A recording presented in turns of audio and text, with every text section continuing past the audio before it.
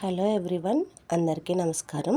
ఈరోజు నేను మా ఇంట్లో పప్పు పాలకూర ఏ విధంగా వండానో చూపిస్తాను.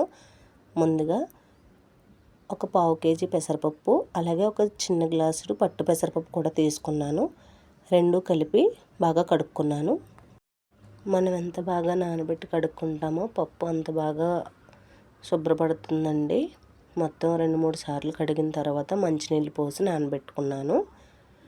పెసరపప్పు ఉడికితే ఎక్కువగానే అవుతుందండి. నేను 2 పూటలకి కలిపి చేసుకుంటున్నాను.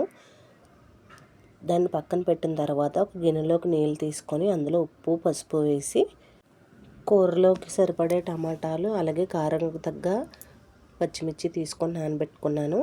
అవి అందులో నానేలోపు ఆకుకూరలు కట్ చేసుకుంటానండి. ఇందులో ఒక కట్ట ఏమో చుక్క కూర, మిగతా 2 కట్టలు పాలకూర అండి. ఇవి 2 రకాల ఆకుకూరలు కలిపి నేను పప్పు చేయబోతున్నాను. అవి కట్ చేసేసుకున్న తర్వాత అవి కడగడానికి కూడా ఉప్పు, పసుపు వేసి నీళ్ళు తీసుకొని బాగా కలుపుకున్న తర్వాత ఆ కట్ చేసినవి అందులో వేసేసానండి.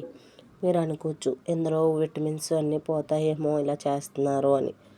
తప్పదండి. ఇప్పుడున్న రోజుల్లో బయట కొనుక్కున్న ఆకుకూరలు అయితే ఖచ్చితంగా ఇలా కడుక్కుంటేనే మనం సగం వరకైనా అందులో ఉన్న మందులు, రసాయనాలు పోగొట్టుకోగలుగుతాము.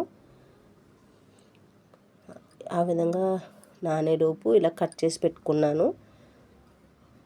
ఈలోపు పప్పు నానుంటుంది కదా, స్టవ్ ఆన్ చేసి మూత పెట్టి లో టు మీడియంలో ఉడికించుకుంటున్నానండి. పప్పు ఉడికేటప్పుడు పైన తెట్టులా కడుతుంది కదా, దాన్ని తీసేసుకుంటే మనకే మంచిదండి.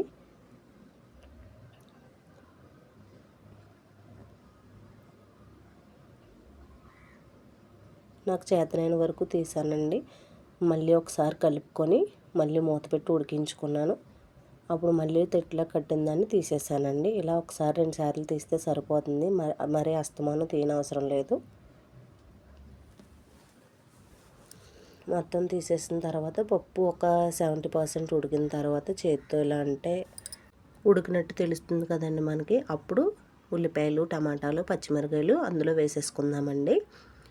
ఇవి కొంచెం ఉడికేలోపు ఒకసారి కలిపేసుకొని మూత పెట్టేసి మనం ఇందాక ఆకుకూరలు సపరేట్గా నానబెట్టుకున్నాం కదా, అవి శుభ్రం చేసుకుందామండి. ఇవి శుభ్రం చేసుకునే లోపు పప్పు ఒక మాదిరిగా ఉడికిపోతుంది. 1కి 4 సార్లు శుభ్రంగా కడుక్కోవాలండి ఆకుకూరలు కూడా. వీడియోస్ కోసమే ఇలా చేస్తున్నానని అనుకోవద్దు దయచేసి. ఆకుకూరలు ఎప్పుడు కూడా నేను ఇలాగే కడుగుతాను. కేవలం మన ఇంట్లో పండించుకునేవి మాత్రమే 1-2 సార్లు కడిగేసి వదిలేస్తాను. బయట కొనుక్కొచ్చి ఖచ్చితంగా 1కి 4 సార్లు పసుపు, ఉప్పు వేసుకొని నానబెట్టుకున్న తర్వాత మొత్తం కడుక్కొని శుభ్రంగా చేసుకుంటానండి. తర్వాత ఇలాగా నీళ్ళు వాడ్చుకుని జాలీలో వేసేసుకొని నీళ్ళన్నీ పోయేలా పెట్టుకుంటాను. ఒకసారి పప్పు చూద్దాం. చూస్తున్నారు కదా, ఈ విధంగా అయింది. ఇప్పుడు ఇందులోకి కాస్త పసుపు, అలాగే కొంచెం కారం. ఆల్రెడీ పచ్చిమిర్చి ఎక్కువ వేసాం కాబట్టి కారం ఘాటుగానే ఉంటుంది, కాబట్టి 1 స్పూన్ సరిపోతుంది.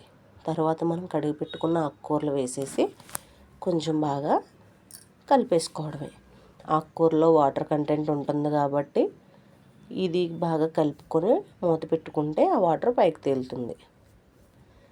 చూస్తున్నారు కదా, నేను వాటర్ వేయకుండానే ఆకుకూరలో నీరంతా పైకి వచ్చేసింది. దీన్ని పప్పు గుత్తుంటే దాంతో మెదుపుకోవచ్చండి. నా దగ్గర లేదు. చెక్క గరిటె ఉంటే దాంతో కలుపుకుంటున్నాను.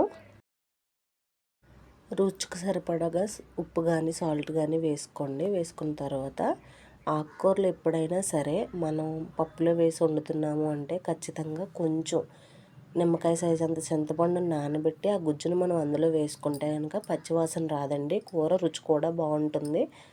మీరు ఖచ్చితంగా ట్రై చేయండి. మొత్తం పులుపు వేసుకున్న తర్వాత కూర దగ్గర పడే వరకు ఉడికించుకున్నాను. ఎక్కువ సమయం పడుతుందండి. పప్పు చిక్కపడే వరకు ఉడికించుకున్న తర్వాత పోపు వేసేసుకున్నాను. అంతే అండి, చాలా ఈజీ. ఆకుకూర పప్పు చాలా రుచిగా ఉంటుంది. ఖచ్చితంగా మీరు కూడా ట్రై చేయండి. చూస్తున్నారు కదా, చిక్కబడిపోయింది కదా మొత్తం అంతా. ఈ విధంగా అయిందండి. వేడివేడి అన్నంలోకి చాలా రుచిగా ఉంటుంది. Thank you so much for watching my video.